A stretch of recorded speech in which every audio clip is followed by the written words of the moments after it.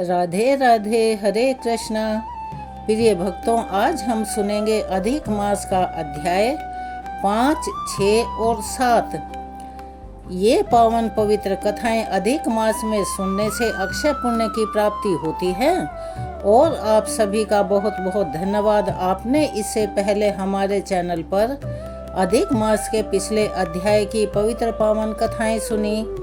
मेरे प्यारे श्रोताओं, जब स्वयं भगवान श्री कृष्ण गीता में कहते हैं कि जो मेरे भक्त होते हैं उनको कभी कष्ट नहीं होता, तब अधिक मास में भगवान की कथा सुनना कितना महान पुण्य देने वाली हो जाती हैं, इसका हम अंदाजा भी नहीं लगा सकते। इसीलिए कभी भी कथा को आधा अधूरा सुनकर उठना नहीं चाहिए और बीच में भी छोड़कर नहीं उठना चाहिए। शास्त्रों में ऐसा वर्णित है कि भगवान की कथा बीच में छोड़ देना अनुचित माना जाता है और अशुभ भी माना जाता है। कथा केवल शब्द मात्र नहीं होती, वह तो स्वयं भगवान की स्वरूप ही होती हैं। जिस घर में हरि के नाम का संकीर्तन होता है और जिस घर में तुलसी माता की सेवा होती है, वहाँ चाहे कितनी भी घोर दरिद्रता हो, धीरे धीरे दरिद्रता, क्लेश, अशांति और सभी समस्याएं समाप्त होने लगती हैं। आज की यह पावन कथा तुलसी माता की सेवा और भगवान विष्णु की कृपा से जुड़ी हुई है। यह कथा पद्म पुराण और स्कंद पुराण में भी वर्णित है। पुरुषोत्तम मास महात्म्य के प्रसंगों से जुड़ी हुई मानी जाती है। प्राचीन समय की बात है, अवंती नगरी के समीप एक छोटा सा सुंदर सा गांव था। वहां पर एक अति निर्धन ब्राह्मण निवास किया करता था और उसका नाम था हरिदास। नाम के अनुसार ही उसका जीवन भी भगवान हरि की भक्ति में ही व्यतीत होता था। उसका घर कच्चा था, यानी मिट्टी का बना हुआ था। अब जब वर्षा ऋतु आती तो उसकी छत टपकती रहती थी। कई बार तो घर में अन्न का एक दाना भी नसीब नहीं होता था, लेकिन उसके मुख पर कभी भी भगवान के प्रति शिकायत नहीं होती थी। वह प्रतिदिन प्रातःकाल नदी में स्नान करता, सूर्य देव को अर्घ देता और फिर तुलसी माता के सामने दीपक जलाकर भगवान विष्णु को याद किया करता था। उसकी पत्नी भी उसी के अनुसार अत्यंत पतिव्रता और धार्मिक विचारों वाली थी। वह भी उस ब्राह्मण के साथ साथ प्रतिदिन तुलसी माता को जल चढ़ाती, आंगन को गोबर से लीपती और ओम नमो भगवते वासुदेवाय मंत्र का निरंतर जप करती रहती। आप समझ रहे हैं इस बात को। घर में धन नहीं था, लेकिन भगवान का नाम था और जहाँ भगवान का नाम होता है वहाँ देर से ही सही, लेकिन उस परम पिता की कृपा अवश्य ही होती है। अधिक मास का आरंभ हुआ, पूरे गांव में भक्ति का वातावरण बनने लगा। कहीं गीता का पाठ हो रहा था, कहीं हरि नाम का संकीर्तन, कहीं दीपदान। साधु संत अधिक मास की महिमा सुना रहे थे। एक दिन हरिदास की पत्नी ने कहा, स्वामी, शास्त्रों में ऐसा वर्णित है कि अधिक मास में तुलसी सेवा करने से भगवान विष्णु अति शीघ्र और अति प्रसन्न होते हैं, लेकिन हमारे पास तो तुलसी माता के लिए अच्छा सा एक दीपक मात्र नहीं है। हरिदास मुस्कुराया और बोला, देवी, भगवान को वस्तुओं से नहीं, भावनाओं से मतलब है। जिसकी भावना शुद्ध और विश्वास लिए हुए होती हैं, भगवान उन्हीं से खुश होते हैं। और यदि श्रद्धा भाव से सच्ची हो तो मिट्टी का दीपक भी सोने के दीपक के समान हो जाता है। उस दिन दोनों पति पत्नी ने मिलकर आंगन में लगी छोटी सी तुलसी माता की सेवा की। तुलसी के पास मिट्टी का दीपक जलाया, थोड़ी सी रूखी रोटी जो घर में थी भगवान को भोग लगाया और फिर दोनों ने उसी का प्रसाद ग्रहण किया। तो मेरे श्रोताओं, जरा विचार कीजिए, आज मनुष्य बड़े बड़े भोग चढ़ाता है, लेकिन उसके भीतर श्रद्धा लेश मात्र भी नहीं होती। और एक वह निर्धन ब्राह्मण था जिसके पास देने के लिए कुछ भी नहीं था, फिर भी उसका मन परमपिता परमेश्वर की पूर्ण भक्ति से लबालब भरा हुआ था। उसी गांव में एक धनी साहूकार भी रहता था। उसके पास असीम धन था, बड़े बड़े खेत थे, नौकर चाकर थे, लेकिन उसके मन में बड़ा ही अहंकार भरा हुआ था। और अहंकार मानव का वह शत्रु है जो उसे कभी ना पनपने देता और ना ही भगवान के समीप जाने देता। वह भक्ति और साधु संतों का उपहास किया करता था, यानी मजाक उड़ाता था। एक दिन उसने हरिदास को तुलसी माता के सामने दीपक जलाते हुए देखा तो हंसकर बोला, अरे ब्राह्मण, इस सूखी तुलसी की सेवा करने से तुझे क्या मिलेगा? यदि भगवान को प्रसन्न करना है इतना आसान होता तो संसार का हर निर्धन व्यक्ति धनवान बन जाता। हरिदास ने कुछ नहीं कहा, शांत स्वर में बोला, सेठ जी, भगवान को पाने का मार्ग धन नहीं भक्ति है। तुलसी माता स्वयं श्री हरि को अति प्रिय हैं। जो श्रद्धा से उनकी सेवा करता है उसके जीवन के पाप स्वतः ही नष्ट होने लगते हैं। साहूकार फिर उसकी बात सुनकर हंस पड़ा और वहां से चला गया। लेकिन मेरे प्यारे श्रोताओं, अहंकार मनुष्य को सत्य देखने ही नहीं देता और यही कारण है कि शास्त्रों में बार बार विनम्रता का महत्व इतना ज़्यादा बताया गया है। कुछ दिनों के बाद अधिक मास की एकादशी आई। हरिदास और उसकी पत्नी ने व्रत रखा, पूरे दिन हरि नाम का संकीर्तन किया और शाम के समय तुलसी माता के सामने दीपदान किया। रात्रि में जब दोनों भगवान का स्मरण करते हुए सोए तब हरिदास को एक अद्भुत सपना आया। उसने देखा कि आकाश में दिव्य प्रकाश फैल रहा है और उसी प्रकाश के बीचों बीच शंख, चक्र, गदा और पद्म धारण किए भगवान श्री हरि प्रकट हुए हैं। उनके चरणों के पास तुलसी माता दिव्य स्वरूप में विराजमान हैं।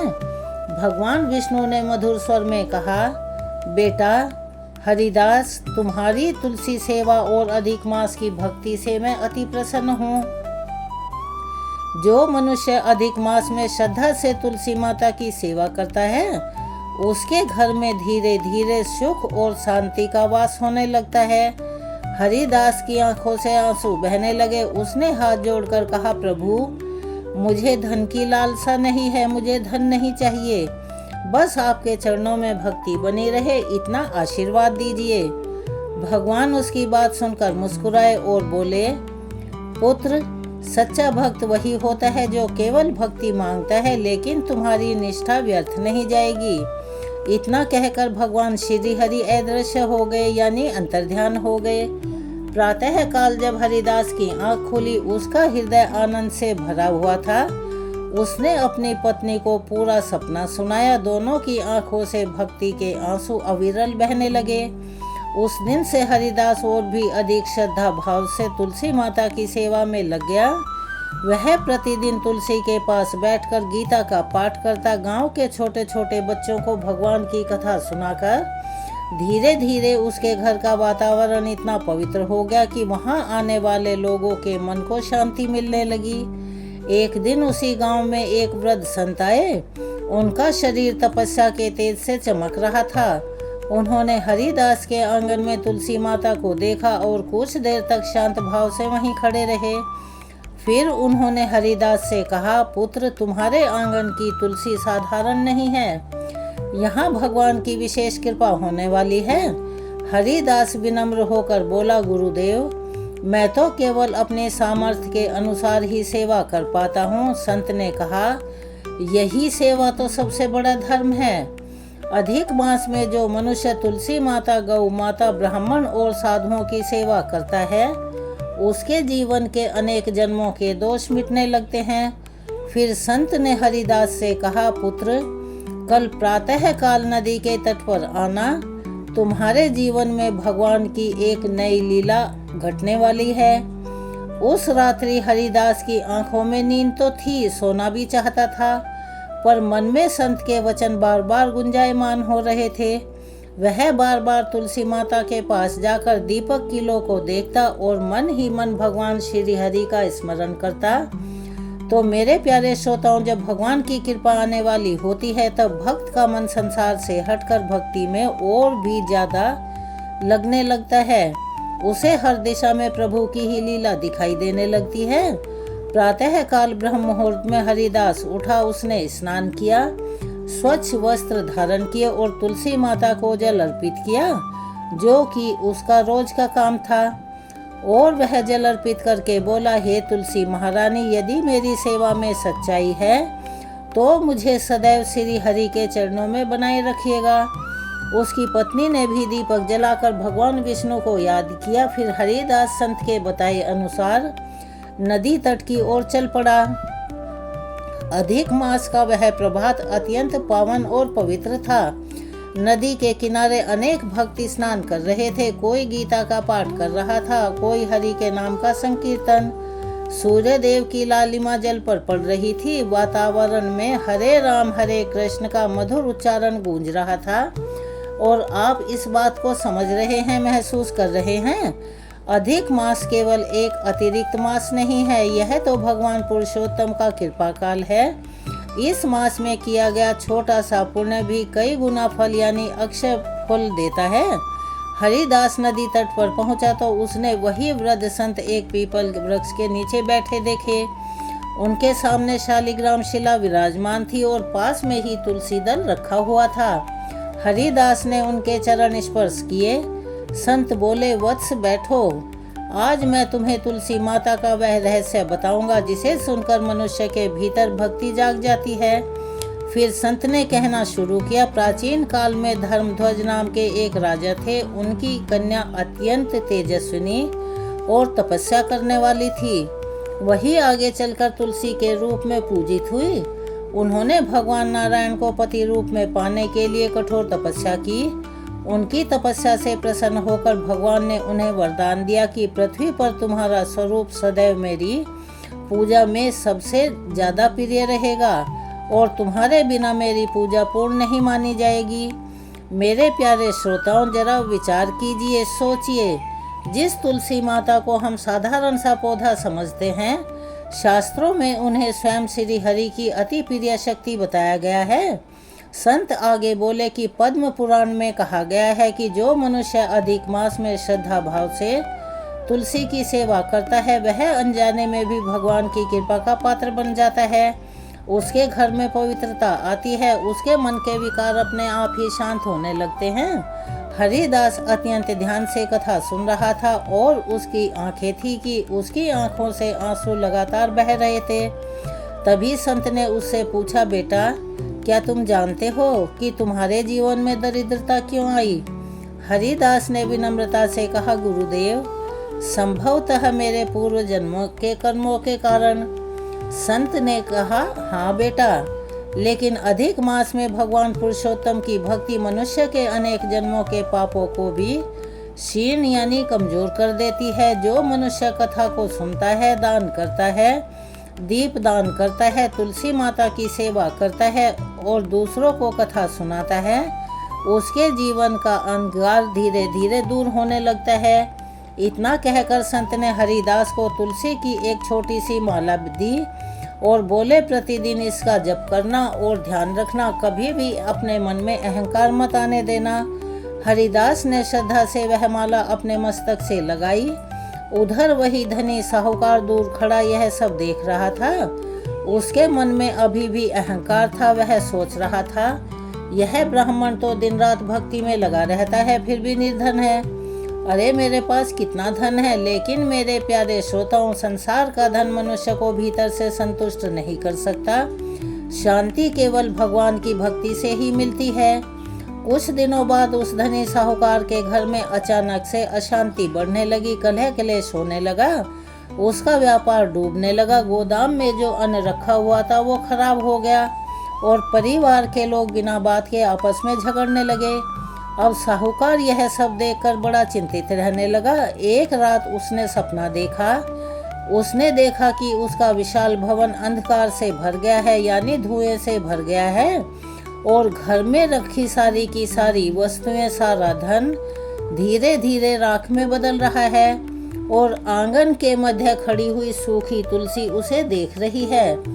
तभी आकाश से गंभीर स्वर गूंजा, यानी आकाशवाणी हुई, जहाँ तुलसी का अपमान होता है, जहाँ भगवान का नाम नहीं होता, वहाँ कभी भी लक्ष्मी का स्थायी निवास नहीं होता।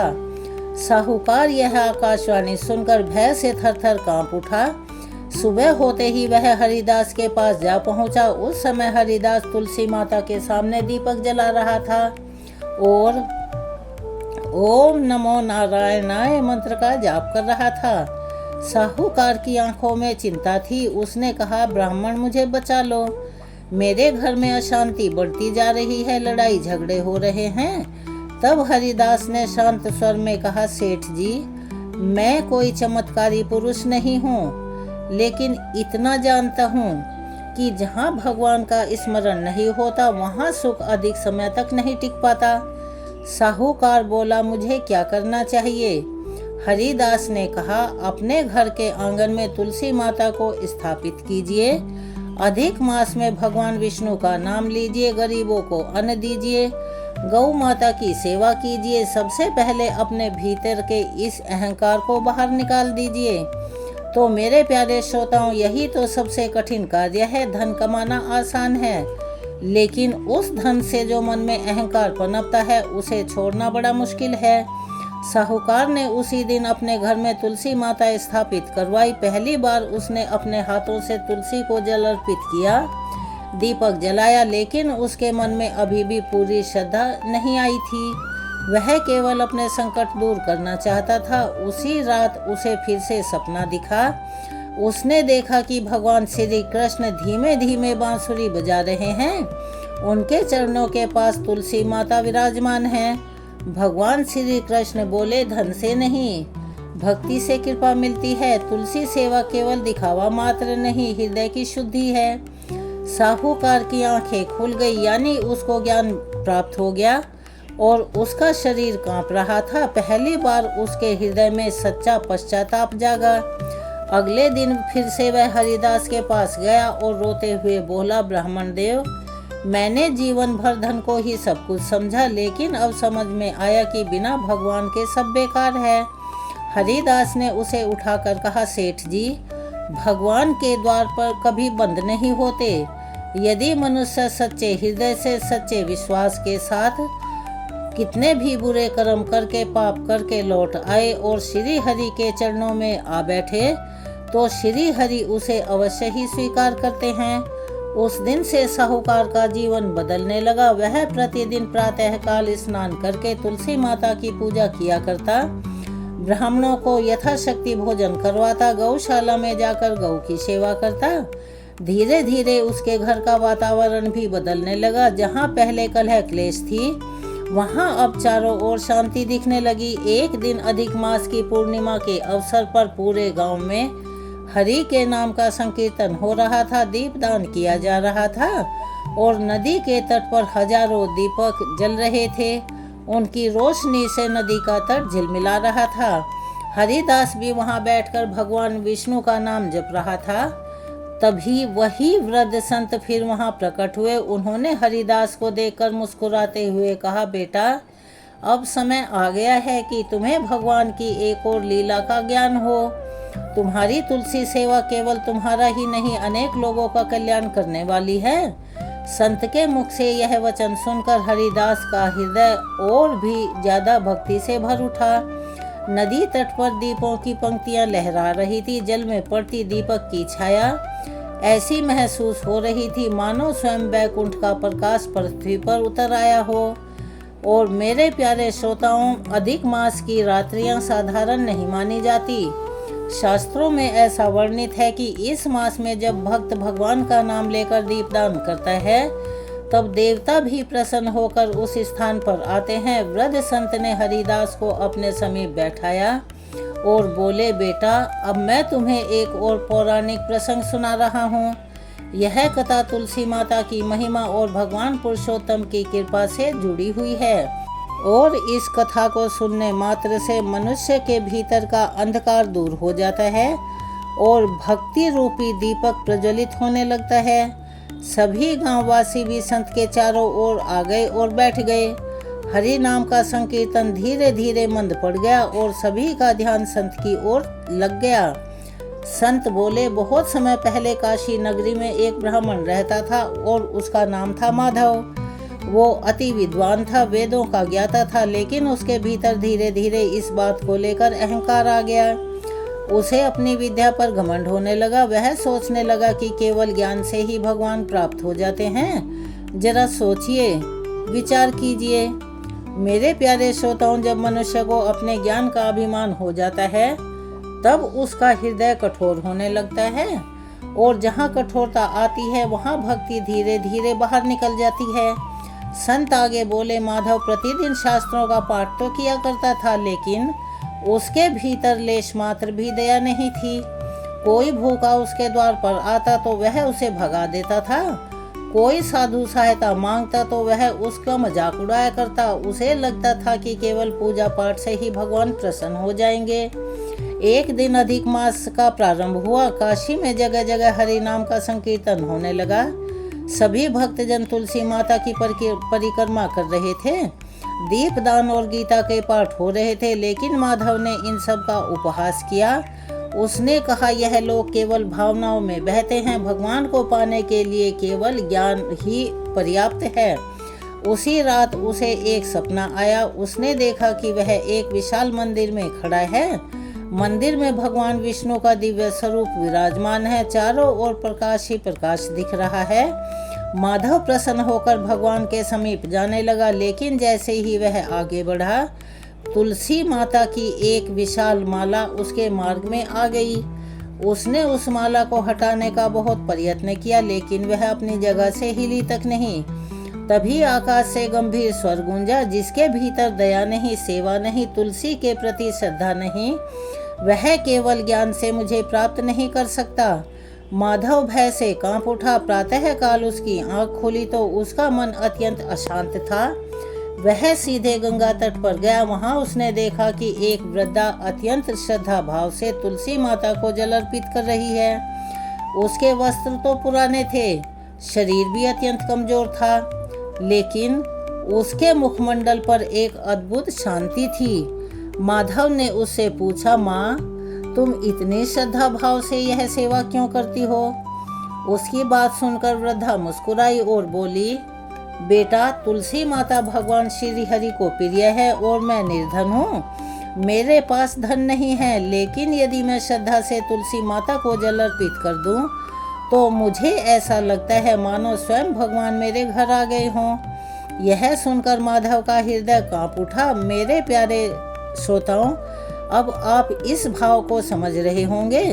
कभी कभी एक साधारण भक्त की भक्ति बड़े बड़े विद्वानों के अहंकार को क्षण मात्र में तोड़ देती है। संत आगे बोले, उस दिन माधव ने पहली बार सच्चे हृदय से तुलसी माता के चरणों में प्रणाम किया और उसने संकल्प लिया कि अब तो वह केवल शास्त्र पढ़ेगा ही नहीं, बल्कि उसमें जो पावन पवित्र बातें लिखी हुई हैं उस धर्म को अपने जीवन में उतारेगा।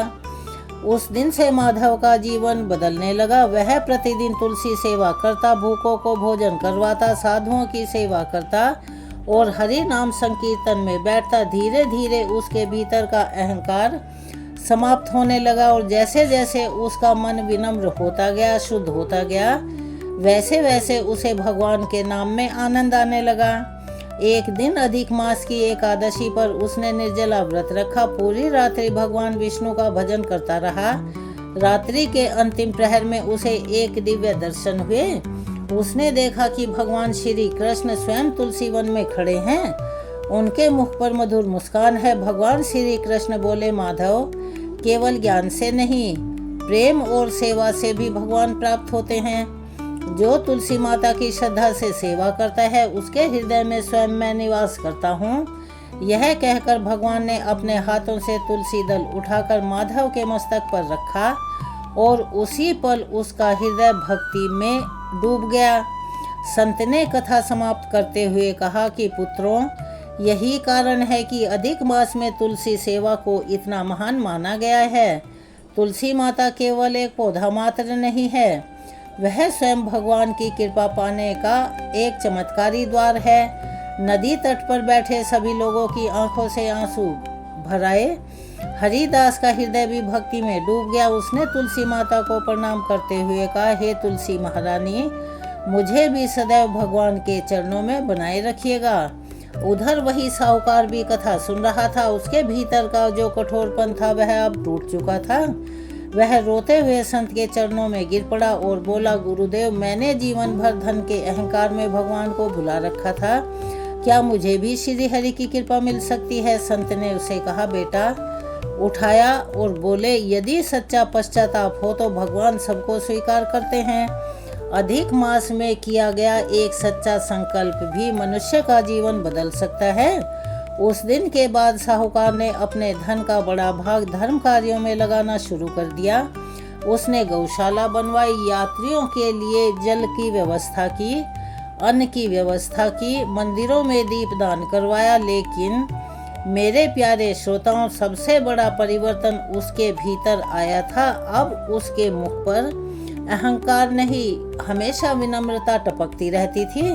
कुछ समय बाद पूरे गांव में यह चर्चा फैल गई कि हरिदास के आंगन की तुलसी माता के पास बैठने मात्र से मन को अपार शांति मिलती है। दूर दूर से लोग वहां आने लगे। कोई अपने दुख लेकर आता तो कोई अपने रोगों के दुख को लेकर, कोई मानसिक अशांति लेकर। हरिदास सभी से केवल एक ही बात कहा करता, भगवान का नाम लो, तुलसी माँ की सेवा करो, अधिक मास में श्रद्धा विश्वास रखो, श्री हरि की कृपा अवश्य होगी। एक दिन संध्या के समय जब हरिदास तुलसी माता के पास दीपक जला रहा था, तभी उसे लगा मानो आंगन में एक दिव्य सुगंध फैल रही है। वातावरण में एक अलौकिक शांति उतर आई। उसने आंखें उठाकर देखा तो तुलसी माता के पास एक दिव्य बालक खड़ा था। उसका स्वरूप इतना तेजस्वी, इतना मन को हरने वाला था कि हरिदास की आंखें श्रद्धा से झुक गई। हरिदास विस्मित होकर उस दिव्य बालक को देखने लगा। उसके शरीर से अद्भुत प्रकाश निकल रहा था। मुख पर ऐसी मधुर मुस्कान थी कि उसे देखते ही मन के सारे भय और चिंताएं दूर हो जाएं। आंगन में जलता छोटा सा दीपक भी मानो उस दिव्य तेज के सामने फीका लग रहा था। तो मेरे प्यारे श्रोताओं, जब भक्त का हृदय पूर्ण श्रद्धा से भर जाता है तब भगवान किसी न किसी रूप में उसकी भक्ति स्वीकार करने अवश्य ही आते हैं। हरिदास कांपते हुए भूमि पर दंडवत लेट गया और बोला, प्रभु आप कौन हैं? उसकी बात सुनकर दिव्य बालक मुस्कुराया। उसके चरणों के पास रखी तुलसी की माता की पत्तियां मंद मंद हिलने लगी। वातावरण में शंख ध्वनि जैसी मधुर ध्वनि गूंजने लगी। बालक बोला, पुत्र, क्या तुमने मुझे नहीं पहचाना? जहाँ तुलसी माता की सच्चे हृदय से सेवा होती है, जहाँ अधिक मास में हरि नाम का संकीर्तन होता है, जहाँ भूखों को अन्न और प्यासों को जल दिया जाता है, वहाँ मैं स्वयं उपस्थित रहता हूँ। इतना सुनते ही हरिदास की आंखों से अश्रुधारा बह निकली। उसका शरीर रोमांच से भर गया। वह समझ गया कि यह कोई साधारण बालक नहीं, स्वयं भगवान पुरुषोत्तम श्री हरि की लीला है। हरिदास की पत्नी भी वहां आ पहुंची। उसने जैसे ही उस बालक को देखा, वह भी भाव विभोर हो उठी और भूमि पर बैठ गई। दिव्य बालक ने तुलसी माता की ओर देखकर कहा, तुलसी मेरी अति प्रिय है। जो मनुष्य अधिक मास में श्रद्धा भाव से तुलसी की सेवा करता है, उसके जीवन के अनेक जन्मों के पाप खुद ही क्षीण होने लगते हैं। उसके घर में धीरे धीरे सुख, शांति, समृद्धि और भक्ति का वास होने लगता है। तो मेरे प्यारे श्रोताओं, आप इसका आश्रय समझ ही रहे होंगे। आज संसार में मनुष्य बड़े बड़े उपाय ढूंढता फिरता है, लेकिन शास्त्र कहते हैं कि यदि मन में श्रद्धा हो तो तुलसी माता के एक पत्ते से भी भगवान प्रसन्न हो जाते हैं। फिर भगवान आगे बोले, वत्स हरिदास, तुम्हारी भक्ति तो केवल तुम्हारे लिए नहीं थी, तुम्हारे कारण इस गांव में भी धर्म जाग उठा है। जहाँ पहले अहंकार का अंधकार था, वहाँ अब सेवा है। जहाँ पहले केवल धन का अभिमान था, वहाँ अब हरि नाम का संकीर्तन हो रहा है। उधर वही साहूकार भी धीरे धीरे हरिदास के घर की ओर चला आ रहा था। उसके मन में अब केवल पश्चाताप और भक्ति थी। जैसे ही उसने उस दिव्य प्रकाश को देखा, उसका शरीर डर के मारे कांप उठा और वह रोते हुए बोला, प्रभु, मैंने जीवन भर धन को ही अपना सब कुछ समझा, तुलसी माता का मजाक उड़ाया, साधुओं का अपमान किया, क्या मुझे क्षमा मिल सकेगी? दिव्य बालक ने अत्यंत करुणा भरी दृष्टि से उसकी ओर देखा और बोले, जो मनुष्य अपने दोष स्वीकार कर लेता है, उसका उद्धार आरंभ हो जाता है। अहंकार ही सबसे बड़ा अंधकार है। जब वह टूटता है तभी भक्ति का प्रकाश प्रकट होता है। साहूकार फूट फूट कर रोने लगा। उसने वही संकल्प लिया कि जीवन भर धर्म और सेवा के मार्ग पर चलेगा। तभी दिव्य बालक ने हरिदास से कहा, पुत्र, अब इस गांव में प्रतिदिन हरि नाम का संकीर्तन करवाना, तुलसी माता के पास दीपदान करना, गीता का पाठ करना, जो भी भूखा आए उसे अन्न देना, यही अधिक मास का वास्तविक धर्म और महात्म्य है। इतना कहकर वह दिव्य स्वरूप धीरे धीरे प्रकाश में विलीन होने लगा। हरिदास और वहां उपस्थित सभी गांववासी हाथ जोड़कर खड़े रहे। उनकी आंखों से भक्ति के आंसू बह रहे थे। वातावरण में केवल श्री हरि का मधुर उच्चारण गूंज रहा था। उस दिन के बाद पूरे गांव का वातावरण परिवर्तित हो गया। प्रत्येक घर में तुलसी माता की स्थापना हो गई। संध्या समय दीपदान होने लगा। बच्चे भी भगवान का नाम लेने लगे। सभी स्त्रियां मिलकर हरि के नाम का संकीर्तन किया करती। पुरुष गौ सेवा और ब्राह्मण सेवा करने लगे। तो श्रोताओं, यही तो अधिक मास का वास्तविक महात्म्य है। यह मास केवल व्रत रखने का ही नहीं, बल्कि अपने जीवन को बदलने का स्वर्णिम अवसर है। यह मास केवल कथा सुनने मात्र का नहीं है, बल्कि कथा को जीवन में उतारने का समय है। जो मनुष्य अधिक मास में श्रद्धा से भगवान विष्णु का नाम लेता है, तुलसी माता की सेवा करता है, गीता का पाठ करता है, दीपदान करता है, दान पुण्य करता है, उसके जीवन का अंधकार धीरे धीरे समाप्त होने लगता है। स्कंद पुराण में ऐसा कहा गया है कि अधिक मास में भगवान पुरुषोत्तम की कथा सुनने वाला भक्त अनेक जन्मों के पापों से मुक्त होने लगता है। और पद्म पुराण में बताया गया है कि तुलसी सेवा से भगवान श्री हरि अति शीघ्र और अति प्रसन्न होते हैं। जरा विचार तो कीजिए, जिस घर में सुबह तुलसी माता को जल अर्पित किया जाता है, जहाँ संध्या के समय दीपक जलता है, जहाँ भगवान का नाम गूंजता है, वहाँ नकारात्मकता अधिक समय तक टिक ही नहीं सकती। हरिदास का जीवन अपूर्णतः भगवान को समर्पित हो चुका था। उसके धन का अभिमान नहीं था, क्योंकि वह इस बात को भली भांति जान चुका था कि सबसे बड़ा धन जो है वो भगवान की भक्ति है। वही साहूकार जो कभी तुलसी माता की मजाक उड़ाया करता था, अब प्रतिदिन भक्तों के चरण धोकर सेवा करता और वह कहता, धन से नहीं, भगवान की कृपा से जीवन सफल होता है। धीरे धीरे वह गांव दूर दूर तक प्रसिद्ध हो गया। लोग कहा करते थे, यह वह स्थान है जहां तुलसी माता की कृपा और भगवान पुरुषोत्तम का आशीर्वाद हमेशा बना रहता है। तो मेरे प्यारे श्रोताओं, इस पावन कथा से हमें यह सीख मिलती है कि धर्म के बिना जीवन अधूरा है, भक्ति के बिना मन अशांत है और तुलसी सेवा के बिना श्री हरि की पूजा पूर्ण नहीं मानी जाती। यदि आपको जीवन में शांति चाहिए तो भगवान का नाम लीजिए। यदि घर में सुख समृद्धि चाहिए तो तुलसी माता की सेवा कीजिए। यदि पापों से मुक्ति चाहिए तो अधिक मास में श्रद्धा से कथा का श्रवण कीजिए। और हमेशा याद रखिए, भगवान को बड़े भोग नहीं, सच्चा हृदय प्यारा है।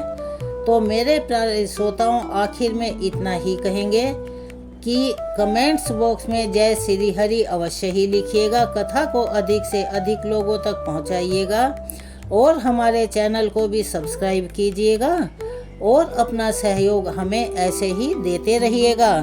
चलिए अब हम आपको सुनाते हैं इसी कथा के आगे का वृतांत। जय श्री हरि।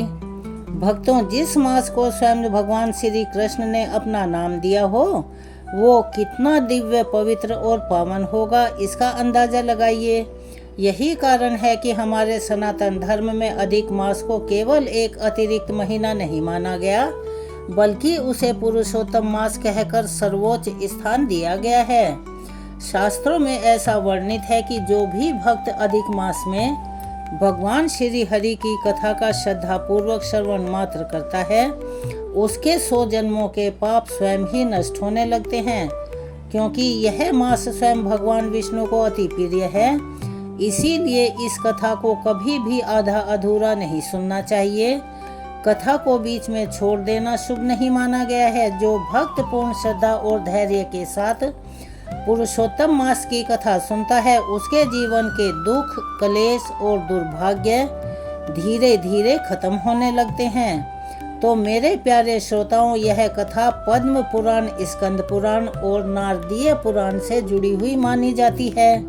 प्राचीन समय की बात है, जब सृष्टि की रचना हो चुकी थी और सभी ऋतुएं अपने समय पर चल रही थी। सूर्य देव अपने नियत मार्ग पर भ्रमण कर रहे थे और 12 मास अपने अपने प्रभाव से पृथ्वी पर धर्म और कर्म का संचालन कर रहे थे। चैत्र अपने साथ नववर्ष का उल्लास लाता था, बैसाख स्नान और दान का पुण्य फल देता था, श्रावण शिव भक्ति से लबालब भरा हुआ था, कार्तिक दीपदान और हरि भक्ति का प्रिय मास माना जाता था। प्रत्येक मास को कोई न कोई विशेष सम्मान प्राप्त था। परंतु मेरे प्यारे श्रोताओं, उन्हीं 12 महीनों के बीच एक ऐसा मास भी उत्पन्न हुआ जिसका कोई स्वामी नहीं था। आप इस बात को समझ सकते हैं, यही वही अधिक मास था। जब चंद्रमा और सूर्य की गति में अंतर उत्पन्न हुआ, तब समय संतुलन के लिए एक अतिरिक्त मास प्रकट हुआ। परंतु उस मास की स्थिति अत्यंत दयनीय थी, क्योंकि उसका कोई स्थान निश्चित नहीं था, उसमें कोई त्योहार नहीं था, कोई उत्सव नहीं था, कोई देवता नहीं था। वो मास अति दुखी रहने लगा। एक दिन की बात है, 12 मास एक दिव्य सभा में एकत्रित हुए। वहाँ चैत्र, बैसाख, आषाढ़, सावन, भादों, आश्विन, कार्तिक, मार्गशीर्ष, पौष, माघ, फाल्गुन और अन्य सभी मास अपने अपने वैभव का वर्णन कर रहे थे। चैत्र बोला, मैं नव संवत्सर का प्रारंभ हूँ, मेरे आगमन पर लोग उत्सव मनाते हैं। बैसाख बोला, मेरे भीतर तीर्थ स्नान और दान का महान पुण्य बताया गया है। कार्तिक गर्व से बोला, भगवान श्री हरि को दीपदान सबसे अधिक प्रिय है और वह मेरे मास में किया जाता है। श्रावण ने कहा, देवादिदेव महादेव की विशेष कृपा मेरे मास में बरसती है। सभी मास अपने अपने महत्व का वर्णन कर रहे थे, लेकिन वहीं एक सभा में एक कोने में वो अतिरिक्त मास सिर झुकाए बैठा हुआ था। कोई उसकी ओर देख भी नहीं रहा था। तभी ज्येष्ठ मास ने उपहास करते हुए कहा, तुम कौन हो? तुम्हारा कोई स्थान नहीं, तुम्हारा कोई नाम नहीं, तुम्हारे भीतर कोई पर्व नहीं है, तुम केवल समय का दोष हो। इतना सुनते ही सभा में कई और मास भी उसकी बात पर हंसने लगे। अधिक मास की आंखों से आंसू बहने लगे। उसने विनम्र स्वर में कहा, भाइयों, मैं भी तो आप लोगों की तरह ईश्वर की ही रचना हूँ। यदि मेरा जन्म हुआ है तो अवश्य ही मेरे अस्तित्व का भी कोई ना कोई उद्देश्य होगा।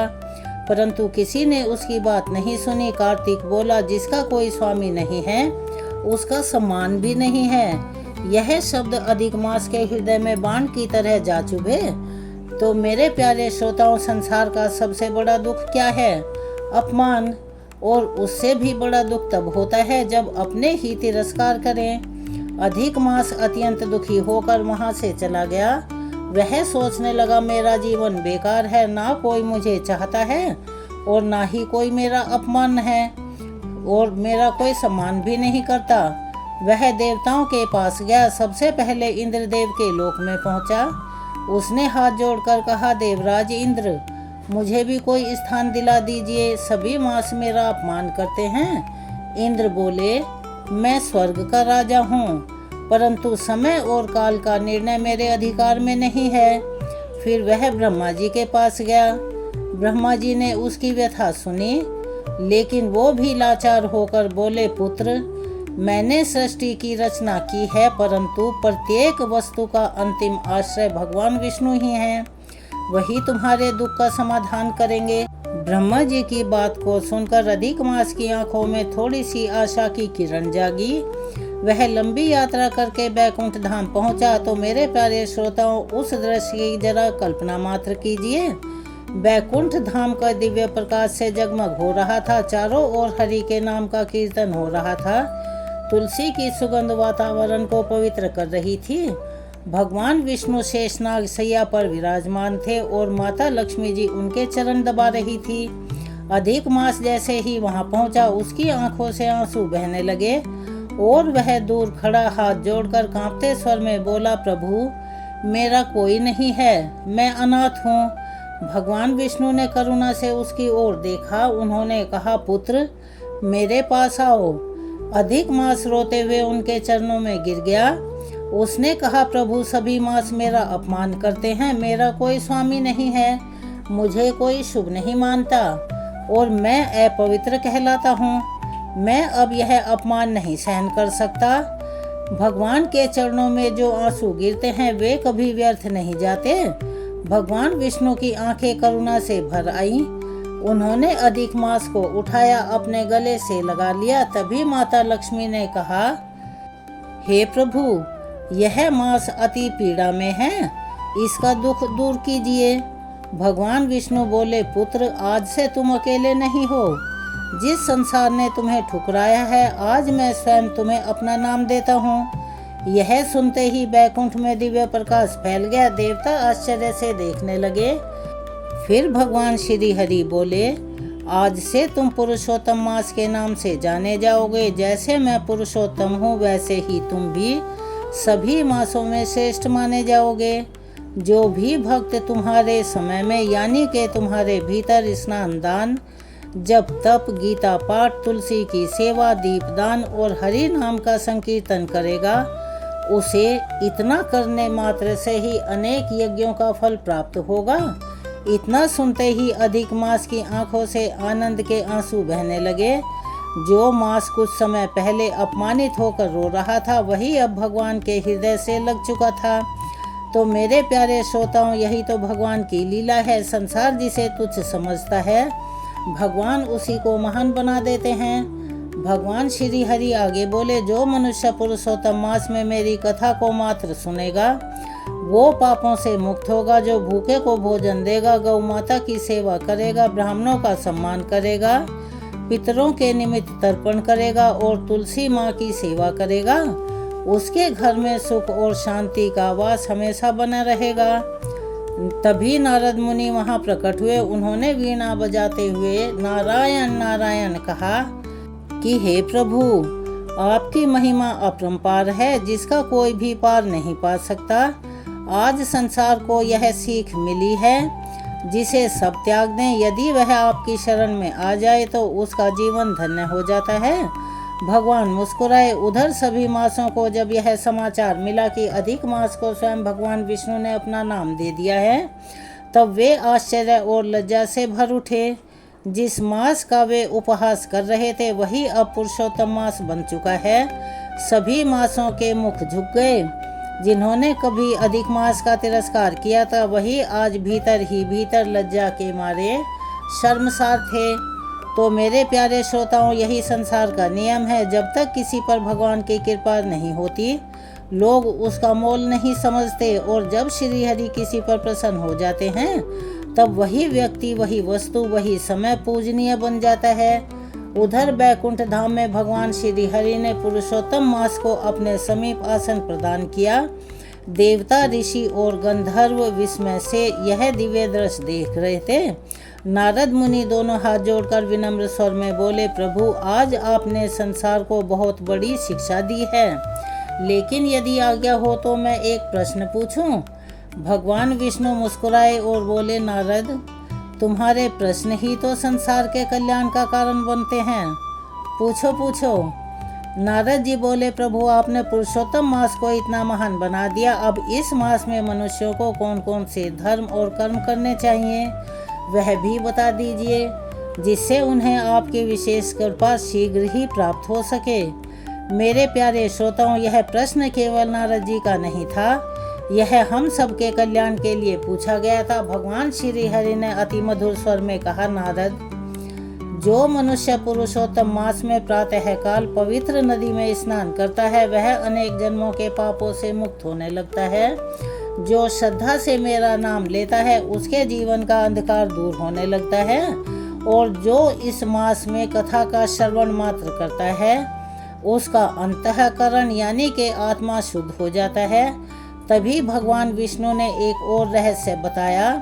उन्होंने कहा, नारद, भविष्य में कलयुग आएगा। उस समय मनुष्य का मन अति चंचल हो जाएगा, लोग धर्म से दूर होने लगेंगे, पाप बढ़ेंगे, मनुष्य के पास समय तो होगा परंतु शांति नहीं होगी, धन होगा पर संतोष नहीं होगा। तब पुरुषोत्तम मास ही मनुष्यों को मेरे निकट लाने का एक महान और सरल साधन बनेगा। तो मेरे प्यारे श्रोताओं, यही कारण है कि संत महात्मा पुरुषोत्तम मास को भगवान का जीवित स्वरूप मानते हैं। अब भगवान की लीला तो भगवान ही जाने। तभी वहाँ बैकुंठ धाम में एक दिव्य घटना घनी। सभी 12 मास वहाँ पहुँच गए। चैत्र, बैसाख, जेठ, श्रावण मास और अन्य सभी मास अत्यंत लज्जित होकर भगवान विष्णु के सामने खड़े हो गए। कार्तिक ने सिर झुकाकर कहा, प्रभु, अपने अज्ञानतावश पुरुषोत्तम मास का अपमान किया, हमें क्षमा कर दीजिए। श्रावण बोला, हम अपने अपने महत्व के अभिमान में डूब गए थे। बैसाख ने कहा, हम यह भूल गए कि किसी का सम्मान या अपमान करने का अधिकार केवल भगवान को है। तो मेरे प्यारे श्रोताओं, कहने का तात्पर्य यह है कि अभिमान मनुष्य को अंधा बना देता है। जब तक अहंकार रहता है तब तक ज्ञान नहीं होता। भगवान विष्णु ने अत्यंत शांत स्वर में कहा, जिसके हृदय में दया नहीं उसका धर्म अधूरा है, और जो किसी दुखी का मजाक उड़ाता है वह मुझे कभी भी प्रिय नहीं हो सकता। इतना सुनते ही सभी मासों की आंखों में आंसू बहने लगे। तब पुरुषोत्तम मास स्वयं उठकर उनके समीप गया और बोला, भाइयों, मैं आप सबसे कोई भी बैर नहीं रखता, क्योंकि यदि आपका अपमान ना होता, यानी आपने अपमान ना किया होता, तो मुझे प्रभु के चरण भला कैसे मिलते, जरा बताइए तो सही। और श्रोताओं, आप भी इस भाव को समझिए कि जहाँ सच्ची भक्ति है, जहाँ क्षमा है, वहीं भगवान का वास होता है। भगवान विष्णु यह देखकर अति प्रसन्न हुए। उन्होंने कहा, पुरुषोत्तम मास, आज तुमने सिद्ध कर दिया कि तुम वास्तव में मेरे नाम के लायक हो, क्योंकि अपमान सहन करके भी जिसने प्रेम और क्षमा को नहीं छोड़ा, वही मेरे हृदय के सबसे निकट होता है। तभी बैकुंठ में शंख ध्वनि गूंज उठी। देवताओं ने पुष्प बरसाने शुरू कर दिए, गंधर्व मधुर गीत गाने लगे। और उसी समय नारद मुनि ने भगवान से कहा, प्रभु, यदि आपकी आज्ञा हो तो मैं पृथ्वीलोक में जाकर पुरुषोत्तम मास की महिमा का प्रचार करूं। भगवान बोले, नारद, यही तो तुम्हारा काम है, जाओ और मनुष्यों को बताओ कि यह मास केवल तिथि का परिवर्तन नहीं बल्कि आत्मा के जागरण का पवित्र समय है। नारद जी तुरंत पृथ्वीलोक की ओर प्रस्थान कर गए। तो अब कथा का दूसरा दिव्य प्रसंग प्रारंभ होता है। मेरे प्यारे श्रोताओं, यमलोक में एक विशाल सभा लगी हुई थी। चारों ओर गंभीरता का वातावरण छाया हुआ था। असंख्य यमदूत अपने अपने कामों में लगे हुए थे। चित्रगुप्त जी स्वर्णिम लेखनी से, यानी सोने के पेन से, जीवों के कर्मों का लेखा जोखा लिख रहे थे। कोई पापी जीव अपने कर्मों का दंड पा रहा था तो कोई पुण्यात्मा स्वर्ग की ओर भेजा जा रहा था। तभी अचानक यमलोक के वातावरण में अद्भुत परिवर्तन होने लगा। जहाँ सदैव गंभीरता रहती थी, वहाँ दिव्य सुगंध फैलने लगी। मंद मंद पवन बहने लगी। वीणा और शंख की सूक्ष्म ध्वनि सुनाई देने लगी।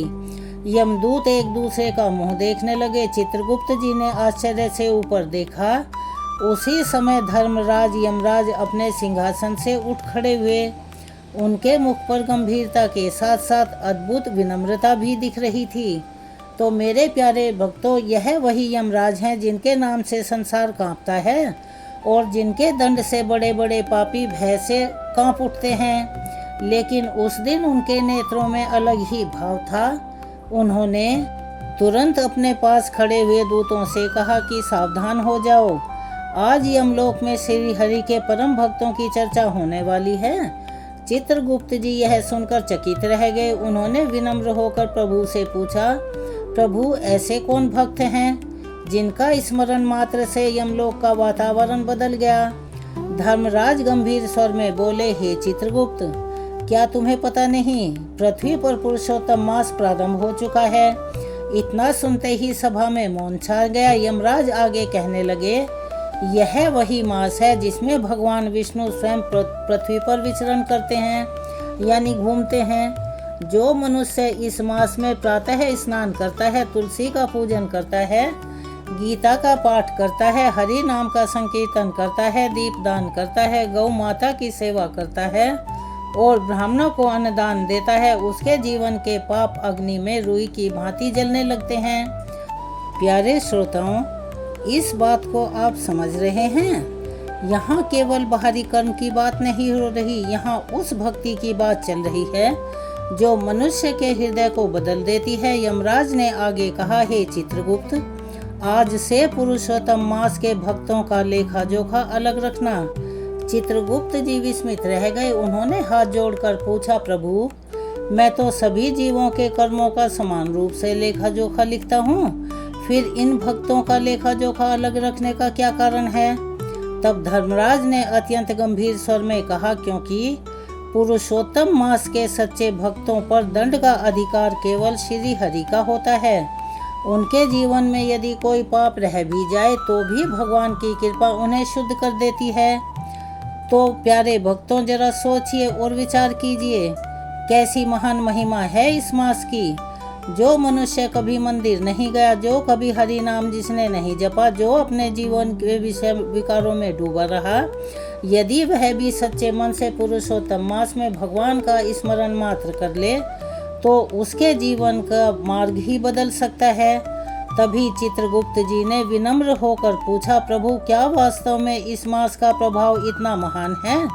यमराज बोले, हे चित्रगुप्त, मैं तुम्हें पृथ्वी की एक घटना सुनाता हूँ। उसी घटना के कारण मैंने यह निर्णय लिया है और मेरे भक्तों यहीं प्रारंभ होती है पहली पौराणिक कथा। पृथ्वी लोक में अवंती नगरी के समीप एक वृद्ध ब्राह्मण रहा करता था और उसका नाम हरिदास था। वह बिल्कुल निर्धन था, घर कच्चा था, भोजन की व्यवस्था भी कठिनाई से हो पाती थी, लेकिन उसका हृदय भगवान के स्मरण से हमेशा भरा रहता था। प्रतिदिन प्रातः काल वह नदी में स्नान किया करता, तुलसी पर जल चढ़ाता और गीता का पाठ भी करता था। लेकिन समय के प्रभाव से उसके पुत्र अधर्म के मार्ग पर चल पड़े। वे पिता की भक्ति का उपहास उड़ाते थे। एक दिन बड़े पुत्र ने क्रोध में कहा, पिताजी, इस भक्ति से क्या मिला? घर में अन्न नहीं, वस्त्र नहीं, धन नहीं, केवल भगवान भगवान करते रहते हो। हरिदास मुस्कुराकर बोले, बेटा, संसार का धन तो क्षणिक मात्र है, भुलावा है, लेकिन हरि नाम का धन मृत्यु के पार भी साथ में जाता है। पुत्र पिता की बात सुनकर हंस पड़ा। मेरे प्यारे भक्तों, यही संसार की विडंबना है। मनुष्य उस धन को बड़ा समझता है जो मृत्यु के समय यहीं पर छूट जाएगा, और उस नाम को छोटा समझता है जो आत्मा के साथ चलता है। कुछ समय बाद पुरुषोत्तम मास का प्रारंभ हुआ। हरिदास ने संकल्प लिया कि इस बार मैं पूर्ण श्रद्धा से पुरुषोत्तम मास का व्रत करूंगा। अब वह और अधिक नियम पूर्वक रहने लगा। प्रातः ब्रह्म मुहूर्त में उठना, पवित्र नदी में स्नान करना, तुलसी की परिक्रमा करना, गीता का पाठ करना, गौ माता की सेवा करना, दीप दान करना, ब्राह्मणों को यथाशक्ति अन्न देना। उसका शरीर बूढ़ा था, लेकिन भक्ति में अद्भुत तेज था। एक दिन गांव के कुछ लोग उसका मजाक उड़ाने लगे, कहने लगे, अरे हरिदास, इस बुढ़ापे में इतना कष्ट क्यों उठाते हो? तब हरिदास ने उनकी बात को सुना और शांत स्वर में कहा, यह कष्ट नहीं, मेरे जीवन का सौभाग्य है। पुरुषोत्तम मास में किया गया एक एक नाम स्मरण भी जीव को भव सागर से पार लगा सकता है। तो मेरे प्यारे भक्तों, आप इस बात को समझें, यही सच्ची श्रद्धा होती है। धीरे धीरे उस ब्राह्मण के जीवन में अजीब परिवर्तन आने लगा। उसके मुख पर दिव्य शांति दिखने लगी, जो उसे देखते ही उसके मन में भी भक्ति जाग जाए उठती। एक दिन गांव का एक क्रूर साहूकार उसके पास आया। वह अति लोभी और कठोर हृदय वाला था। उसने जीवन भर गरीबों को सताया था। उसने व्यंग से कहा, ब्राह्मण, क्या सचमुच इस मास में भगवान पापों को क्षमा कर देते हैं? तब हरिदास बोले, यदि पश्चाताप सच्चा हो और भक्ति निष्कपट हो तो श्री हरि पत्थर जैसे हृदय को भी पिघला देते हैं। अब साहूकार कुछ पल तो मौन रहा। उसके भीतर वर्षों से दबा हुआ अपराध बोध जाग उठा। तो प्यारे भक्तों, यही पुरुषोत्तम मास की कृपा है। यह केवल कर्म नहीं बदलता, यहाँ तक कि हृदय तक को भी बदल देता है। उस दिन पहली बार उस साहूकार की आंखों में आंसू छलक आए। वो कांपते स्वर में बोला, मैंने जीवन भर अधर्म किया है, गरीबों का धन छीना, गौओं को पीड़ा दी, ब्राह्मणों का अपमान किया। क्या मेरे लिए भी कोई आशा की किरण है? हरिदास ने श्री कृष्ण का स्मरण करते हुए कहा, जब अजामिल का उद्धार हो सकता है, गजेंद्र को भगवान बचा सकते हैं, तो जो सच्चे मन से पश्चाताप करे उसे श्री हरि भला क्यों नहीं अपनाएंगे। अब क्या था, इतना सुनते ही साहूकार नतमस्तक होकर फूट फूट कर रोने लगा। उसने उसी दिन संकल्प ले लिया कि वह पुरुषोत्तम मास में प्रतिदिन दान करेगा, गौ माता की सेवा करेगा, हरि नाम का संकीर्तन करेगा। यहीं से उस दूसरी कथा का प्रारंभ हुआ जो पहली कथा से जुड़ी हुई थी, क्योंकि हरिदास की भक्ति अब केवल उसके जीवन को नहीं बल्कि दूसरे लोगों के जीवन को भी बदलने लगी थी। और उधर यमलोक में धर्मराज यमराज यह सब देख रहे थे। यमराज ने चित्रगुप्त से कहा, देखो चित्रगुप्त, यही कारण है कि मैंने पुरुषोत्तम मास के भक्तों का लेखा जोखा अलग रखने को कहा है। यह मास जीव के भाग्य को बदल देता है। अब चित्रगुप्त जी अत्यंत गंभीर हो गए। उन्होंने देखा कि जिस साहूकार के पापों का लेखा विशाल पर्वत के समान था, उसके भीतर अब पश्चाताप और भक्ति का प्रकाश उत्पन्न हो चुका है। तो प्यारे भक्तों, शास्त्रों में ऐसा वर्णित है, जहाँ सच्चा पश्चाताप और हरि भक्ति जाग जाए, वहाँ भगवान की कृपा अवश्य ही होती है। भक्तों, यमलोक की सभा में उस समय अत्यंत गंभीर वातावरण बना हुआ था। धर्मराज यमराज की वाणी सुनकर चित्रगुप्त जी भी गहन चिंता में डूब गए। उनके सामने असंख्य जीवों के कर्मों का लेखा खुला पड़ा था, परंतु आज पहली बार उन्हें अनुभव हो रहा था कि पुरुषोत्तम मास केवल एक मास नहीं है, बल्कि भगवान श्री हरि की असीम करुणा का साक्षात चमत्कारिक द्वार है। उधर पृथ्वीलोक में वो साहूकार जो जीवन भर कठोरता और लोभ में डूबा रहा था, अब भीतर से टूट चुका था। हरिदास ब्राह्मण के शब्द उसके हृदय में बार बार गूंज रहे थे। हरि नाम का स्मरण पत्थर जैसे हृदय को भी पिघला देता है। तो भक्तों, आप इस बात को समझ रहे हैं, यही तो पुरुषोत्तम मास की वह अद्भुत महिमा है। यह मनुष्य के बाहरी जीवन से पहले उसके भीतर को बदलता है। जब अंतःकरण आत्मा बदलता है तो भगवान की कृपा उसके जीवन में बरसने लगती है। उस रात साहूकार को नींद नहीं आई। उसने अपने जीवन के सभी अधर्म याद आने लगे। गरीबों की पुकार, गौओं की करुण आंखें, ब्राह्मणों का अपमान, सब कुछ उसकी आत्मा को भीतर से ही कचोटने लगा। प्रातः काल होते ही वो पहली बार नदी तट पर पहुंचा। वहां हरिदास ब्राह्मण स्नान करके भगवान श्री कृष्ण का नाम जप रहे थे। हरे कृष्ण कृष्ण कृष्ण हरे हरे, हरे राम राम राम हरे हरे। नदी का जल शांत था। पूर्व दिशा में सूर्यदेव उदय हो रहे थे। वातावरण में पक्षियों का मधुर स्वर गूंज रहा था। साहूकार कुछ दूर खड़ा होकर यह सब देखता रहा। उसके नेत्रों से आंसू टपकने लगे। वो धीरे धीरे हरिदास के पास आया, उनके चरणों में गिर पड़ा। मुझे क्षमा कर दीजिए, मैंने अपने पूरे जीवन भर अधर्म किया है। हरिदास ने उसे उठाया और प्रेम से बोले, क्षमा मुझसे नहीं, श्री हरि से मांगो। पुरुषोत्तम मास चल रहा है। यह समय मनुष्य के पुनर्जन्म का समय होता है। तो मेरे प्यारे भक्तों, जरा इस बात पर गौर कीजिए। संसार में सबसे कठिन क्या है? अपने दोषों को स्वीकार करना। और जो मनुष्य अपने पाप स्वीकार कर लेता है, उसके उद्धार का मार्ग खुल जाता है।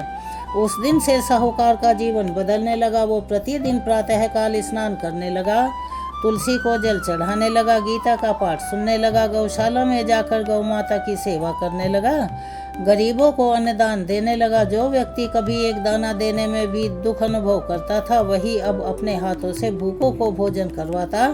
गांव के लोग यह परिवर्तन देखकर आश्चर्यचकित थे। एक दिन गांव के कुछ लोगों ने हरिदास से पूछा, ब्राह्मण देव, यह वही साहूकार है जिसने अनेक लोगों को रुलाया था, इसके भीतर इतना परिवर्तन कैसे आ गया? हरिदास मुस्कुराए और बोले, यह मेरा नहीं, पुरुषोत्तम भगवान की कृपा का प्रभाव है। तो मेरे प्यारे भक्तों, यही कारण है कि शास्त्रों में ऐसा कहा गया है कि पुरुषोत्तम मास में भगवान विष्णु स्वयं जीवों के हृदय में प्रवेश करके उन्हें धर्म मार्ग की ओर प्रेरित करते हैं। उधर यमलोक में चित्रगुप्त जी यह सब देख रहे थे। उन्होंने अपने दिव्य ग्रंथ में साहूकार का लेखा खोला। उसके पापों का लेखा अत्यंत भयानक था। कहीं छल, कहीं अत्याचार, कहीं गरीबों का धन हड़पना, कहीं गौ माता का अपमान। चित्रगुप्त जी ने गंभीर स्वर में कहा, प्रभु, इस जीव के पाप तो अति भारी हैं। धर्मराज बोले, हाँ चित्रगुप्त, किंतु देखो, उसके हृदय में पश्चाताप जाग चुका है, और जो जीव पुरुषोत्तम मास में सच्चे मन से पश्चाताप करता है, उसके पापों का भार धीरे धीरे क्षीण होने लगता है। तभी एक यमदूत ने आकर कहा, प्रभु, पृथ्वी पर अनेक लोग पुरुषोत्तम मास का उपहास कर रहे हैं। वे इसे केवल अतिरिक्त मास कहकर तुच्छ समझते हैं। यमराज का मुख गंभीर हो गया। उन्होंने कहा, जो पुरुषोत्तम मास का अनादर करता है वह स्वयं अपने भाग्य के द्वार बंद कर देता है, क्योंकि यह मास स्वयं भगवान श्री हरि का स्वरूप है। तो आप इस बात को समझिए, अधिक मास को केवल तिथि या गणना समझ लेना बहुत बड़ी भूल है। यह भगवान की विशेष कृपा का काल है। तभी चित्रगुप्त ने विनम्र होकर पूछा, प्रभु, क्या केवल व्रत और दान करने से ही जीव का उद्धार हो जाता है? धर्मराज बोले, नहीं चित्रगुप्त, यदि हृदय में अहंकार हो, दिखावा हो, लोभ हो तो कर्म अधूरा रह जाता है, किंतु यदि थोड़ी भी भक्ति सच्ची हो, भगवान उसे स्वीकार कर लेते हैं। फिर धर्मराज ने एक और पौराणिक प्रसंग सुनाया। उन्होंने कहा, प्राचीन समय में एक राजा था। वह अति धार्मिक दिखता था, परंतु भीतर से बड़ा अहंकारी था। वह बड़े बड़े यज्ञ तो करता था, दान देता, किंतु सब कुछ अपनी प्रसिद्धि के लिए करता था। एक बार पुरुषोत्तम मास आया। राज्य के संतों ने राजा से कहा, इस मास में विनम्रता और भक्ति सबसे बड़ा धर्म है। लेकिन राजा ने उनकी बात नहीं मानी। वह बोला, मेरे समान दानी और पुण्यात्मा भला कौन है? मेरे भक्तों, जरा इस बात पर विचार कीजिए। जैसे ही मनुष्य के भीतर अहंकार आता है, उसी अक्षण उसका पुण्य क्षीण होने लगता है। राजा ने विशाल यज्ञ कराया, परंतु उसमें करुणा नहीं थी। दान दिया, परंतु उसमें नम्रता नहीं थी। उसी राज्य में एक निर्धन वृद्धा रहती थी। उसके पास देने के लिए कुछ भी नहीं था। पुरुषोत्तम मास में वह प्रतिदिन नदी में स्नान करती, तुलसी को प्रणाम करती और भगवान श्री कृष्ण के सामने एक छोटा सा साधारण दीपक जलाती। वह रोते हुए कहती, प्रभु, मेरे पास आपको देने के लिए कुछ नहीं है, केवल मेरा प्रेम स्वीकार कर लीजिए।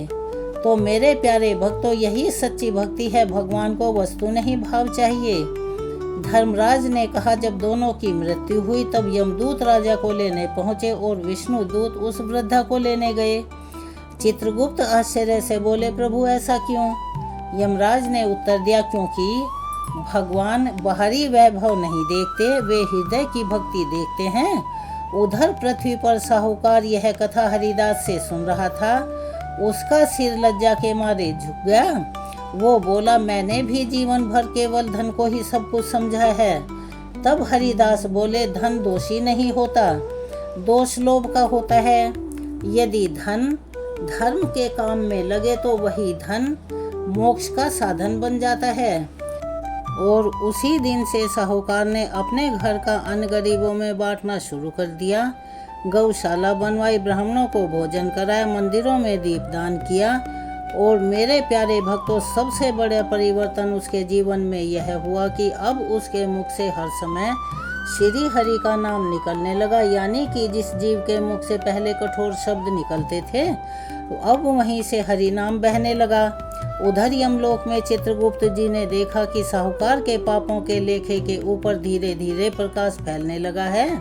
उन्होंने आश्चर्य से पूछा, प्रभु, यह दिव्य प्रकाश कैसा है? धर्मराज मुस्कुराए और बोले, यह पुरुषोत्तम भगवान की कृपा का प्रकाश है। जहाँ सच्ची भक्ति उत्पन्न होती है, वहाँ पाप अंधकार की भांति मिटने लगते हैं। मेरे प्यारे भक्तों, यही कारण है कि शास्त्रों में पुरुषोत्तम मास को सभी मासों का राजा कहा गया है। जो इस मास में गीता का एक अध्याय भी श्रद्धा से पढ़ता है, जो तुलसी के सामने एक दीपक भी जलाता है, जो गौ माता को एक ग्रास भी खिलाता है, जो पितरों के निमित्त तर्पण करता है, जो श्री कृष्ण का नाम लेकर एक अश्रु भी बहाता है, उस पर भगवान की विशेष कृपा बरसने लगती है। और उसी समय यमलोक में एक ऐसी घटना घटी जिसने चित्रगुप्त जी को भी आश्चर्य में डाल दिया। यमलोक की उस दिव्य सभा में अब धीरे और भी अधिक गंभीरता छा गई। धर्मराज यमराज के वचनों को सुनकर चित्रगुप्त जी बार बार पृथ्वीलोक की ओर देख रहे थे और उन्हें साफ दिख रहा था कि पुरुषोत्तम मास का प्रभाव केवल बाहरी कर्मों तक सीमित नहीं है, बल्कि यह जीव के सूक्ष्म संस्कारों तक को बदल देता है। उधर पृथ्वी पर साहूकार का जीवन निरंतर परिवर्तित हो रहा था। जो व्यक्ति कभी दूसरों की पीड़ा देखकर प्रसन्न होता था, वही अब किसी भूखे को देखकर बेचैन हो उठता था। उसके भीतर करुणा जाग जाती थी। मेरे भक्तों, जरा विचार कीजिए, जब भगवान की कृपा किसी जीव पर होती है तो सबसे पहले उसका हृदय कोमल हो जाता है, कठोरता समाप्त होने लगती है। एक दिन की बात है, प्रातः काल हरिदास ब्राह्मण नदी तट पर गीता का पाठ कर रहे थे। साहूकार भी उनके पास ही बैठा था। आसपास अनेक गांव वासी एकत्र थे। हरिदास बोले, पुरुषोत्तम मास में भगवान श्री कृष्ण का स्मरण मनुष्य के लिए अमृत के समान है।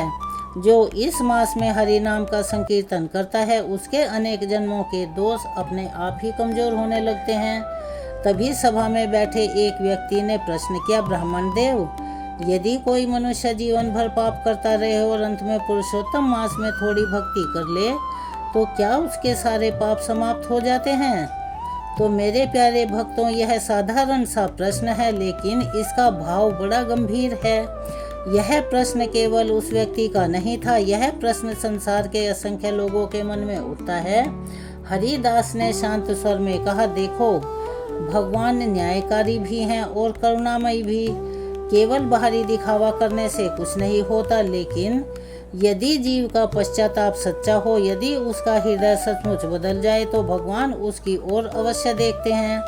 फिर उन्होंने अजामिल का प्रसंग सुनाया। अजामिल ने जीवन भर अधर्म किया, किंतु अंतिम समय में उसने भगवान नारायण का नाम पुकारा। उसी नाम के प्रभाव से विष्णु दूत बनकर आ गए।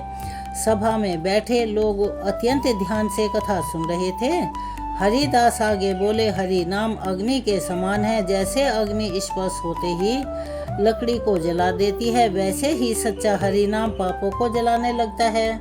साहूकार यह सुनकर फूट फूट कर रोने लगा। वो बोला, मैंने तो ना जाने कितनों का धन छीना, क्या भगवान सचमुच मुझे माफ करेंगे? हरिदास ने उसके सिर पर हाथ रखा और बोले, यदि तुम अपने जीवन को धर्म में लगा दो तो भगवान की कृपा अवश्य ही मिलेगी। तो मेरे प्यारे भक्तों, आप इस बात को समझें, केवल शब्दों से पश्चाताप नहीं होता, जीवन बदलने का संकल्प ही सच्चा पश्चाताप कहलाता है। उस दिन से साहूकार ने अपने पुराने अन्याय सुधारने प्रारंभ कर दिए। जिस गरीब किसान की भूमि उसने छीन ली थी, उसे बुलाया और प्यार से वापस लौटा दी। जिन ब्राह्मणों का अपमान किया था, उनसे क्षमा मांगी। गौशाला में प्रतिदिन चारा भेजने लगा। नदी तट पर यात्रियों के लिए जल की व्यवस्था करवाने लगा और धीरे धीरे गांव के लोगों के मन में उसके प्रति भय समाप्त होने लगा। यही पुरुषोत्तम मास का वास्तविक प्रभाव है। यह केवल पूजा पाठ नहीं सिखाता, यह मनुष्य को मनुष्य बनना सिखाता है। उधर यमलोक में उसी समय एक विचित्र घटना घटी। कुछ यमदूत अत्यंत भयभीत अवस्था में धर्मराज के सामने पहुंचे और उन्होंने हाथ जोड़कर कांपते स्वर में कहा कि प्रभु, पृथ्वी से एक जीव को लाने गए थे, किंतु वहां विष्णुदूत आ गए। चित्रगुप्त जी चौंक पड़े। धर्मराज ने गंभीर स्वर में पूछा, क्या वह जीव पुरुषोत्तम मास का व्रती था? यमदूत बोले, हाँ प्रभु, वह वृद्ध अवस्था में था, जीवन भर साधारण गृहस्थ रहा, किंतु पुरुषोत्तम मास में उसने प्रतिदिन स्नान, दान, गीता पाठ और हरि नाम किया। मृत्यु के समय उसके मुख से श्री कृष्ण नाम निकला। तभी दिव्य प्रकाश प्रकट हुआ और 4 विष्णुदूत वहां आ गए। मेरे भक्तों, जरा विचार कीजिए, जिन यमदूतों को देखकर बड़े बड़े पापी कांप उठते हैं और स्वयं विष्णुदूतों को देखकर भयभीत हो गए।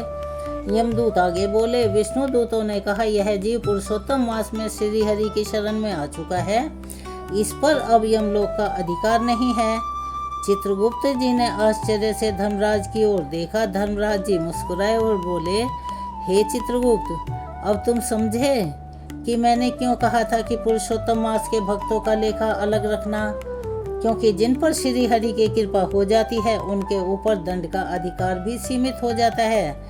तो मेरे प्यारे श्रोताओं, भक्तों, शास्त्रों में स्पष्ट कहा गया है कि भगवान विष्णु अपने भक्तों की रक्षा स्वयं करते हैं। तभी चित्रगुप्त जी ने पूछा, प्रभु, क्या केवल नाम स्मरण से इतना बड़ा परिवर्तन हो सकता है? धर्मराज बोले, हाँ, किंतु नाम स्मरण केवल जिह्वा से नहीं, हृदय से होना चाहिए। फिर उन्होंने गजेंद्र मोक्ष का प्रसंग सुनाया। जब गजेंद्र ग्रह के बंधन में फंस गया तब उसका बल समाप्त हो गया। अंत में उसने पूर्ण समर्पण से भगवान को पुकारा। उसी अक्षण श्री हरि गरुड़ पर बैठकर आए, यानी कि जब जीव का अहंकार टूट जाता है तब भगवान की कृपा बरसती है। उधर पृथ्वी पर साहूकार अब दिन रात हरि नाम में डूबा रहने लगा था। एक दिन उसने हरिदास से पूछा, ब्राह्मण देव, क्या मैं भी भगवान का भक्त कहलाने योग्य हूँ? हरिदास बोले, भक्ति जन्म या धन नहीं देखती, जो सच्चे मन से भगवान को अपना ले, भगवान उसे अपना लेते हैं। तो प्यारे भक्तों, आप मेरी बात को समझ रहे हैं ना? यही सनातन धर्म की सुंदरता है। यहाँ किसी के लिए भी भगवान के द्वार बंद नहीं है। उस दिन गांव में विशाल हरिनाम संकीर्तन हुआ। स्त्रियां तुलसी के पास दीपक जला रही थी, ब्राह्मण गीता का पाठ कर रहे थे, बालक श्री कृष्ण के भजन गा रहे थे, गौशाला में गौ सेवा हो रही थी और साहूकार, जो कभी अहंकार में डूबा रहता था, वही सबसे पीछे बैठकर आंसू बहा रहा था। उसके नेत्रों से पश्चाताप और प्रेम के आंसू बह रहे थे। तो मेरे प्यारे भक्तों, यही आंसू जीव के जीवन को पवित्र बना देते हैं। तभी हरिदास ने सभा में कहा, सुनो भाइयों, पुरुषोत्तम मास केवल पुण्य कमाने का अवसर नहीं है, यह अपने जीवन को भगवान को समर्पित करने का भी समय है। यदि मनुष्य इस मास में अपने भीतर के लोभ, क्रोध, अहंकार और द्वेष को त्याग दे यानी मार दे, तो उसका जीवन सफल हो सकता है। उसी समय अचानक साहूकार के शरीर में कपकपी होने लगी। उसका चेहरा पीला पड़ गया। वह धीरे धीरे भूमि पर गिर पड़ा। गांव के लोग घबरा उठे। हरिदास तुरंत उसके पास पहुंचे। साहूकार कांपते स्वर में बोला, मुझे ऐसा लग रहा है जैसे मृत्यु मेरे समीप खड़ी है। और मेरे भक्तों, उसी क्षण यमलोक में भी एक अद्भुत हलचल प्रारंभ हो चुकी थी। इधर पृथ्वी लोक में साहूकार भूमि पर पड़ा कांप रहा था और उधर यमलोक में भी अद्भुत हलचल मची हुई थी। चित्रगुप्त जी ने अपने दिव्य ग्रंथ खोले। यमदूत प्रतीक्षा में खड़े थे। वातावरण अत्यंत गंभीर हो चुका था। साहूकार का जीवन जैसे उसकी आंखों के सामने घूमने लगा। उसे अपने पुराने पाप याद आने लगे। गरीबों की करुण पुकार, अनाथों के आंसू, गांव पर किया गया अत्याचार, ब्राह्मणों का अपमान। लेकिन उसी के साथ उसे पुरुषोत्तम मास के वे दिन भी स्मरण आने लगे जब उसने पहली बार सच्चे मन से हरि का नाम लिया था। मृत्यु के समय मनुष्य के साथ केवल उसके कर्म जाते हैं। धन, वैभव, घर परिवार सब यहीं रह जाता है। साहूकार ने कांपते स्वर में हरिदास का हाथ पकड़ लिया और बोले, मुझे बचा लीजिए, मुझे भय लग रहा है। हरिदास ने उसके सिर पर हाथ रखा और बोले, डरो मत, श्री हरि का नाम लो, पुरुषोत्तम भगवान बड़े दयालु हैं। तभी साहूकार की आंखों से आंसू बहने लगे। वो बार बार कहने लगा, श्री कृष्ण, श्री कृष्ण, श्री कृष्ण, श्री कृष्ण। भक्तों, यही वो क्षण था जिसका प्रभाव सीधे यमलोक तक पहुंच रहा था। चित्रगुप्त जी ने देखा कि साहूकार के पापों का लेखा भी बहुत विशाल था, किंतु उसके ऊपर तेजस्वी प्रकाश फैलता जा रहा था। उन्होंने आश्चर्य से कहा, प्रभु, यह कैसी अद्भुत स्थिति है। पाप भी हैं और दिव्य प्रकाश भी।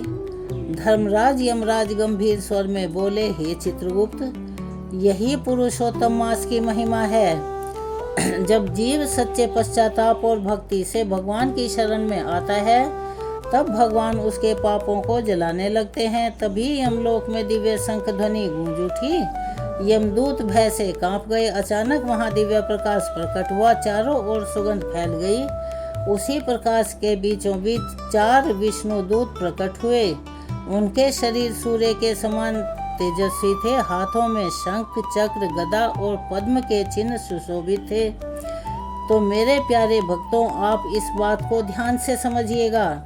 जहाँ श्री हरि के दूत पहुँच जाते हैं, वहाँ भय समाप्त हो जाता है। विष्णु दूतों ने धर्मराज को प्रणाम किया। धर्मराज भी सम्मान पूर्वक खड़े हो गए। चित्रगुप्त यह दृश्य देखकर स्तब्ध रह गए। उन्होंने पहली बार देखा कि स्वयं यमराज भी श्री हरि के दूतों के प्रति कितनी विनम्रता रखते हैं। विष्णु दूत बोले, धर्मराज, पृथ्वी पर जो साहूकार मृत्यु के समीप है, वह अब श्री हरि की शरण में आ चुका है। चित्रगुप्त तुरंत बोले, लेकिन उसके जीवन में तो असंख्य पाप हैं। विष्णुदूत मुस्कुराए। उन्होंने कहा, हाँ, उसके पाप भारी थे, किंतु पुरुषोत्तम मास में उसके भीतर सच्चा पश्चाताप जागा।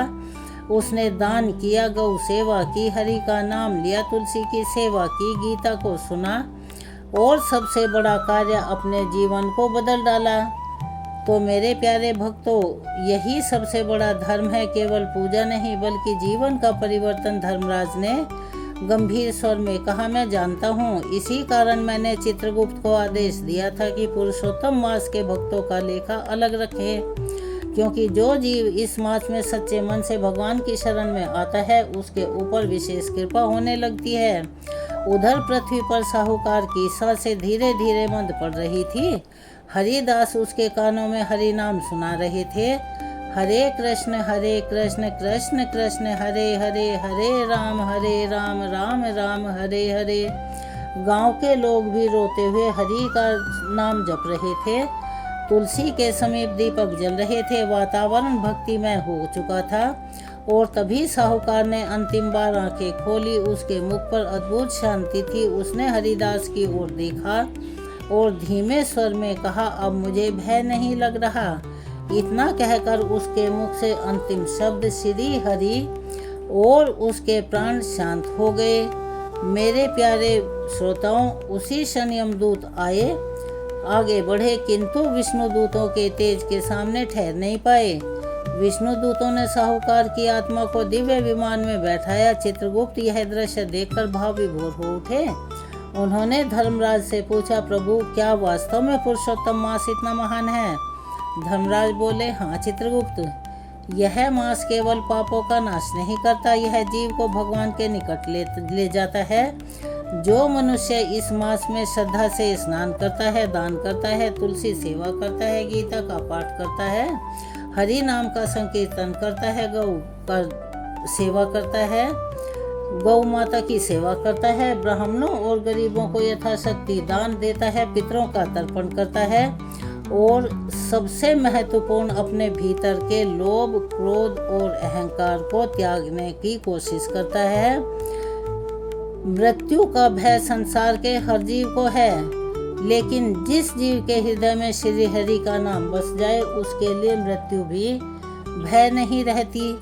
धर्मराज आगे बोले, चित्रगुप्त, याद रखना, पुरुषोत्तम मास में जो जीव भगवान की भक्ति की ओर एक कदम बढ़ाता है, भगवान उसकी ओर 100 कदम बढ़ाते हैं। यह सुनकर चित्रगुप्त जी की आंखें भी नम हो गई। उन्होंने अपने दिव्य ग्रंथ बंद कर दिए और मन ही मन श्री हरि का स्मरण करने लगे।